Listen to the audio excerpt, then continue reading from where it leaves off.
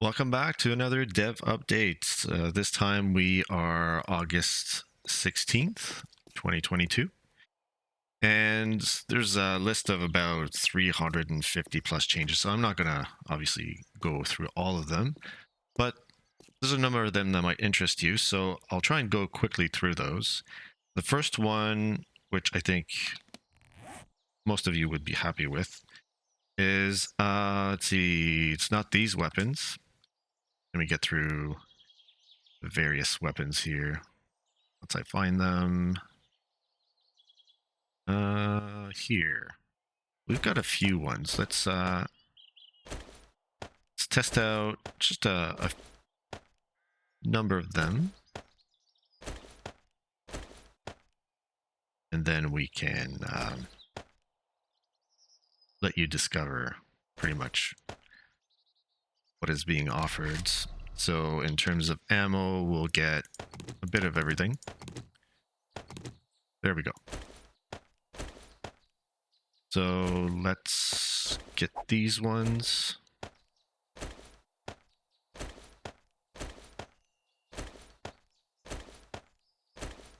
Now, the way they've been created is that they each are aligned to one of the classes. So once you do find them, which will be loot only, much higher tiers, and mostly in gun safes and things like that. Let's test out some of these. See, there's quite a bit of recoil on this one. It's hard to see from this point, but it's quite a large gun. And then we've got some more tactical assault rifles, part of the submachine gun. We've got a minigun, some more shotguns. It's more of a sniper rifle. It's part of the revolver. I think this is the, yeah, these are the pistols. And this one would be part of the assault rifles. So they each come with their own beefed up, so let's see. Silencer, when I say beefed up, depends on the weapon actually. But if you were to put a silencer on this guy, yeah, so this is the default silencer. But they can all essentially use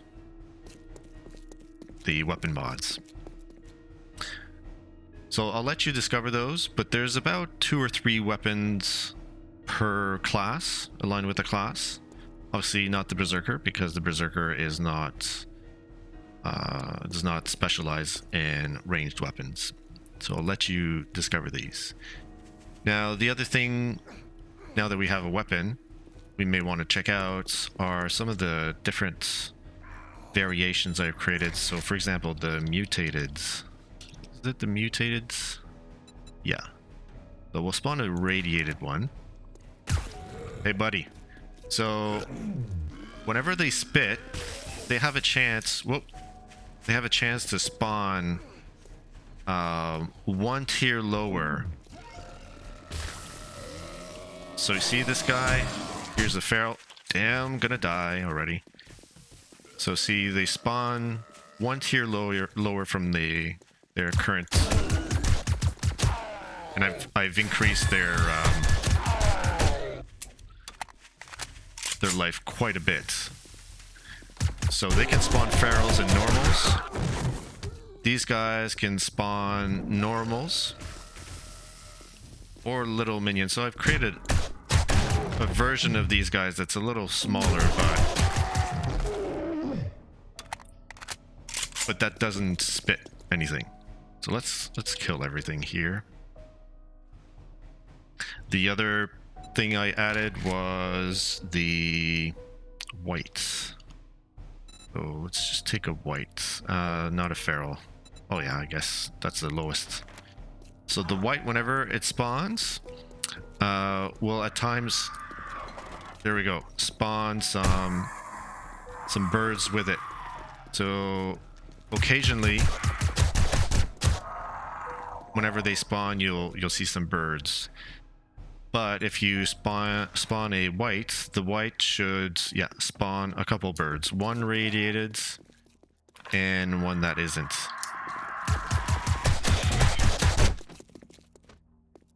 Come on, buddy. I know everyone likes birds. And the other change with birds is usually the birds would only target you. So let's get the vultures. They'll only target you when you're below 90% life. So right now I'm at 100, and just so we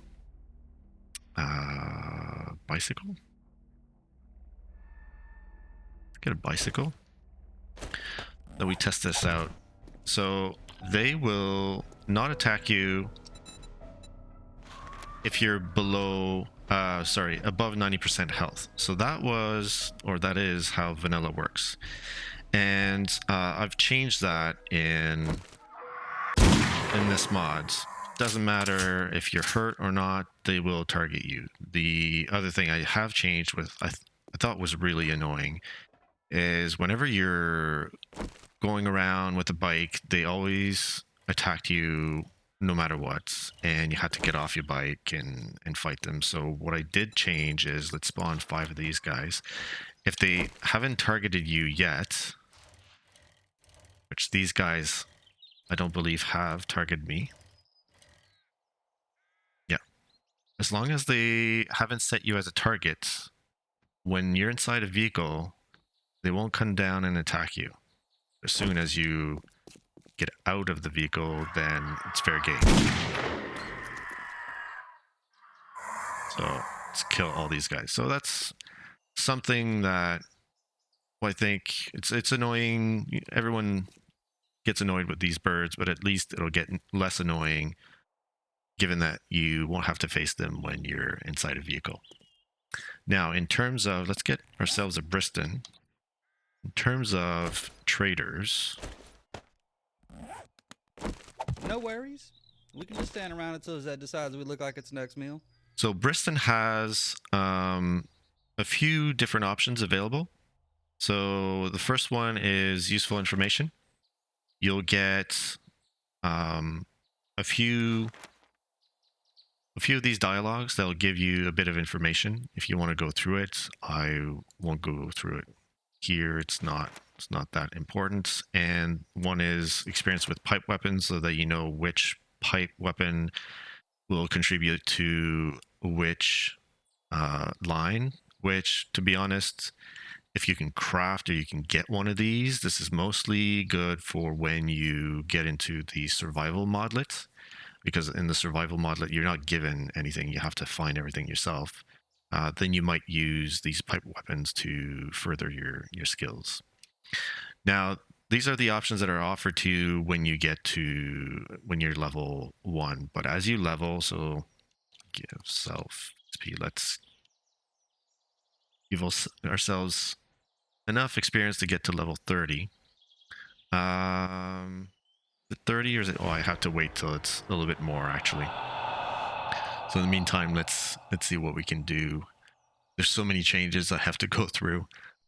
So coffee will warm you up, and yucca juice will cool you down. So that's when you're in the desert or in the snow biome. These will help keep your hunger and thirst down a little bit.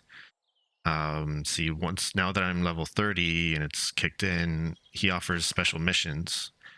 So you can do the Cybernetics Mission, which will give you access to the silencer schematic. So the reason why this is nice is because you can actually talk to your trader and give them a silencer.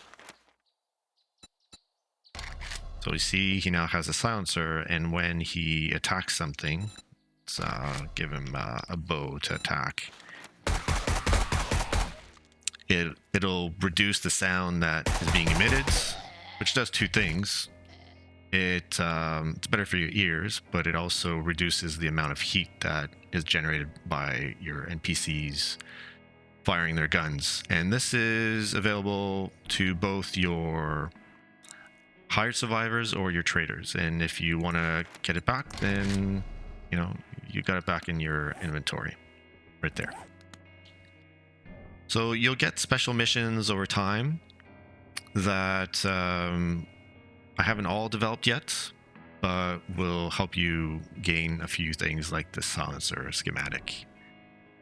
When you reach level 40, then there will be a bandit event that starts kicking in. So let's see, let's go to 48. It's random, so it doesn't always happen. But if it does, at least while we're going through other stuff, you'll get to know. One of the other things that I've done, so let's give ourselves some cash and get a survivor. So let's get a crossbow survivor. All right, Abigail. So I've added something before you actually. So now I can't hire her because I'm not high enough in charismatic nature. So let's wear some glasses to at least get the first level. So I can hire her. But before you do, you may wish to check her qualifications. So I've added the screen before you hire a survivor to give you a little bit of an indication as to what you're getting yourself into. She'll cost 3,000. This is how much, and we'll talk about the respawn. This is how much it would cost for her to respawn, how much life she has, her inventory, how many slots are available. So this is randomized. You could find someone with more. This is pretty much the base amount. Her armor class and what she's wielding, etc. Magazine size, shots per round. So obviously this is a crossbow. It only has one. But if you were to get, let's get another one. Let's get someone who has a M60. Get a man this time. So let's check Jace's qualifications. So he as well has 24 slots, but his armor class is higher, and that's typically because I've associated a higher armor class to higher tier weapons. And then here's his magazine size and shots per round. And you saw level 0, that's because it hadn't necessarily kicked in. Kicks in just a few seconds after he spawned in. Higher cost is obviously higher, and the level here is based on how many kills he has. So the more he kills, the higher his level, and the higher his level, the more expensive he would be to hire if you were to find him in the biome with a higher level, which I haven't done yet. That'll be a future release where you'll be able to hire NPCs that maybe have up to level 3. And then his respawn cost will go up as well, but so will, I don't remember if his life or just the armor class, but one of these two goes up. The carrying capacity also goes up at level 3, 6, and 9. And you'll see the kill count go up if you were to. So this screen doesn't actually go away. You can access that whenever you want. So let's say we do hire him. He just like, so let's give this guy a silencer. So he does have the silencer. You can change his name. So if I wanted him to be called Bob, then there we go, we're talking to Bob. Then what we want to do is say, you know what, if you die, let's regroup here. So this sets his respawn point. So if we were to, and this is automatically done for traders. Once you set them down, this will be their respawn point. We didn't hire her or set a respawn point, but let's say we did hire her. Oh, I don't have enough charismatic nature, of course. Give us a little bit of a boost. And read a book. I have to take my glasses off, don't I?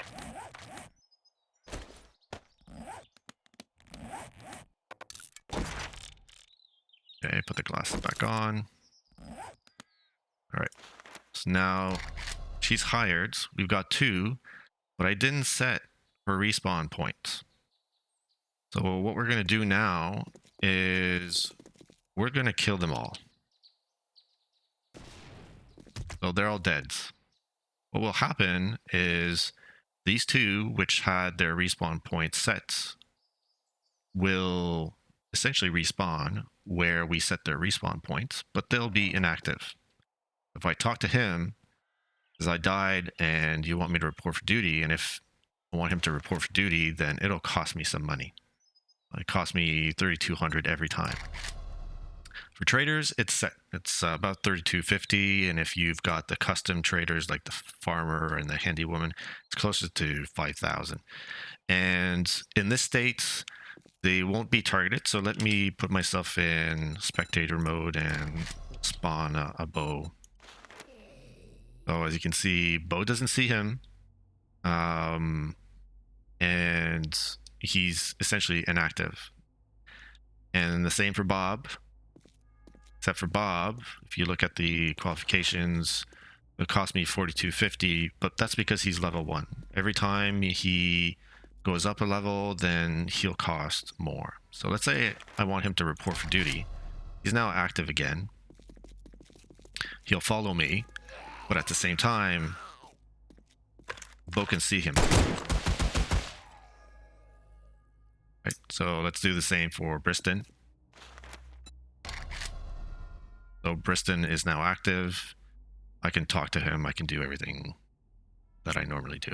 So let's go further and have Bob follow us. So let's say we are over here. And we say, you know what, Bob? It's nice that you're with me, but I want to send you home. Let's say you're 3 kilometers away from your base and you had set his respawn point at the base. You can ask him to go to his respawn point, and he'll essentially go back to where you had set him down. So he's right over there. And if he dies, if you were 3 kilometers away and he dies, then he will respawn at that point. Then obviously you have to pay for him to get reactivated. So I think that's configurable. You could decide to not have that happen, but it's nice to be able to keep access to your hired survivors if they do die, and there is a penalty to pay if you want. And if you didn't want him anymore, let's say he does die, so let's kill him off. We have to do an all. So both die, they come back, and then I don't want to pay for him because let's say I found someone better, then I can just dismiss him. And prior to the previous dismiss, which had no dialogue option to maybe if you dismiss by mistake, this will ask you to accept the dismissal, but he will completely go away. He's gone because before you dismissed, and all that does or that did was to let him go. He could walk around, and so you could just hire a survivor, bring him to base, dismiss, box him in, get another, and just repeat and have like an unlimited number of survivors that you hired. Let's get out of spectator modes. Let's see.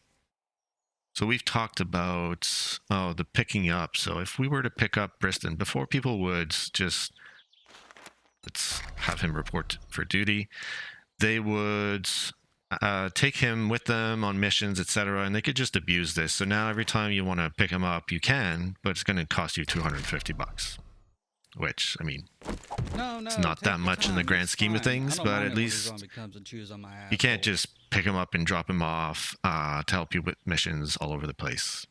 I've also reduced his life from about 2,000 to 500, and that's the same for each trader. So we talked about the cybernetics. So let's kill him so he doesn't let's take this one, so he doesn't target the entities we're gonna put in. So what is it called again? Nano. So this guy.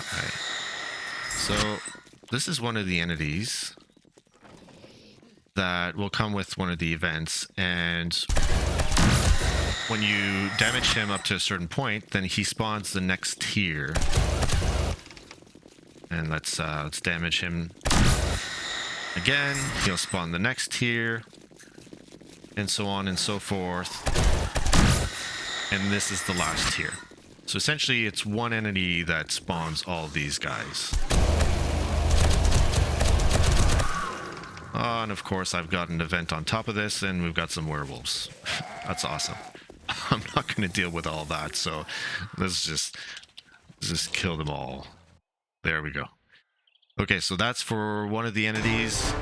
I don't remember if I put in any others. Possibly not. Oh yeah, I did put in a zombie leader. So these will sometimes spawn close to your... So it's a custom one that I've added to the game, and they'll come to your base once in a while. If it's a little bit like the Nano where you damage him up to a certain point, he actually calls in some of his reinforcements.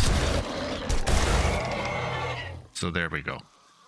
He called in a number of zombies.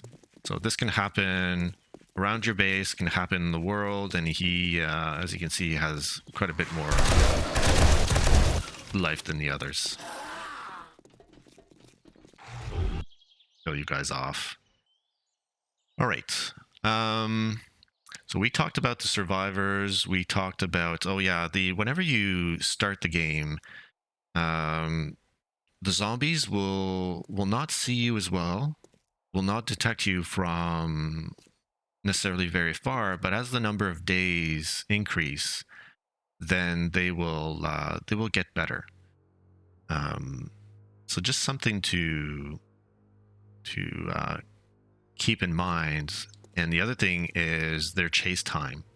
So at first they might chase you for a short period of time, or when I say short, I mean shorter, when you spawn in game on day one. But as the days go by, it'll be harder to get rid of them. They'll just chase you for quite a bit longer. Reading, so I did have an issue with how intelligence experience used to go up. And so let's grab this just to show you. I could increase intelligence by salvaging and looting. The issue with looting was that in vanilla, it's not hooked up in multiplayer. So I had to figure out a way to hook it up. So now it's hooked up. So now you can increase your intelligence by looting both in single player and multiplayer. You can do it with salvaging. And then the other one is reading schematics. So as you can see, intelligence is at 0, and it'll go up a little bit as you read some schematics. That's a little bit of a change to the intelligence experience gain. During blood moons, so blood moons now, it doesn't matter which one it is. Could be day 7, could be day 70. They last the entire night, and we're heavy. We're slow or something. But anyway, they last the entire night, and you could normally get into wrecks, right, at any time of the day or night, because they're open. Traders are open 24/7. It simulates a horde night. So it's 9:55. Oh, do I not have my horde nights set to? Maybe they're set to every 5 days. Yeah, they're set to every 5 days. So on horde night, you could essentially stay at the traders, and there'd be no issue. Maybe you'd have to deal with some of the vultures, but that would be it. Well, now on horde night, you can no longer stay at the traders. they're closed. Damn. Let's kill everyone. Trader Joel's is now open. All right. So we're out of Horde Night. So it's just a way to not cheese the game. So we've done that. We also have reduced the amount of experience that you and your party will benefit from each other during the Blood Moon. Well, specifically because the Blood Moon comes in earlier, but from 10 to morning, because of the length of the hordes, you just gain way too many levels. So it's been reduced by about 90%. And you won't gain any experience, because if you're close to your traders or your hired NPCs, you would gain experience from their kills. You'll gain no experience during Horde Night. Otherwise, again, your player would level way too fast, and then you're a certain level and you're not really ready for what's going to come at that level, given the increase in game stage. So I have a survival modlet that won't give you what you normally get. So normally when you get into the game, you fight a bunch of zombies, you get access to Briston right away, you can get your class and get going. Well, survival is a lot tougher. You do not get access to Briston right away. He will pop up around midnight once you reach level 5. And in the meantime, you just have to just survive. And you are also not given as your class levels. So let's say I was a hunter and I've got long range rifles. I would get a hunting rifle at a certain level. Nothing's given to you. You have to find everything. So it's just an additional challenge for people who like to play a bit more survival. We also, I don't have it here because it's not configured, but there is a configuration where you could supply your NPCs with ammo. So normally you talk to them, and in their dialogue, you'll see an access to their tool belts. So they would spawn in without a weapon. They'd just be like this. You would put in the ammo for that weapon in their tool belts, and then the weapon would show up and they could start shooting whatever until their ammo runs out. So it's a way for you to, again, increase the challenge.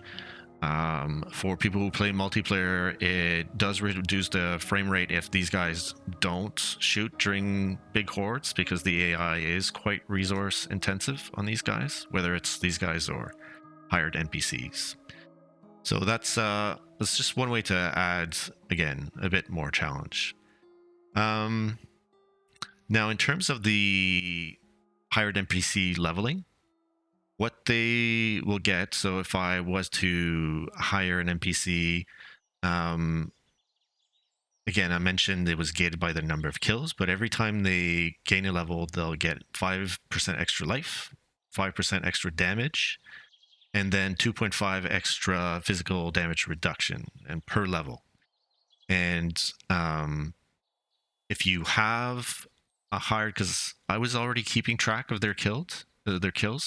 If you had hired a survivor and they had, let's say, 300 kills, the game will take a look at the number of kills it has and associate the appropriate level for those number of kills already. So you don't have to start at level 1. Other than that, I think I mentioned that their inventory size would go up. And there's also another, just like I mentioned, the trader needing to be supplied ammo, survivors, there's an option in configurations where you can have survivors bail during Horde Night. So as soon as Horde Night starts, they will disappear and they will only show up when the morning comes. So more challenge, or again, for multiplayers, you would be able to get rid of that AI kicking in, which would affect your frame rates. So it, if you have a bunch of players on a dedicated servers, it is advised to either pause your ranged NPCs or turn that option on so that they won't be a factor during horde nights, and they won't die too, right? If they're gone, then you don't have to worry about them dying and having to pay a certain cost. Let's see, anything else? Lockable slots. So before, every time you'd get into the game, you'd have to relock all of your slots. That's been updated so that once they're set and you relog, they'll be reset to the number that that was specified. And other than that, the mod's been testing for the app data folder, so that if for some reason the game changes and doesn't let you access the legacy game folder mods, then you're ready, right? You just move them over and you're done. There's probably a lot more to cover. I don't want to make this a very long video. I'll let you discover it all, and hopefully you don't die too much. Enjoy.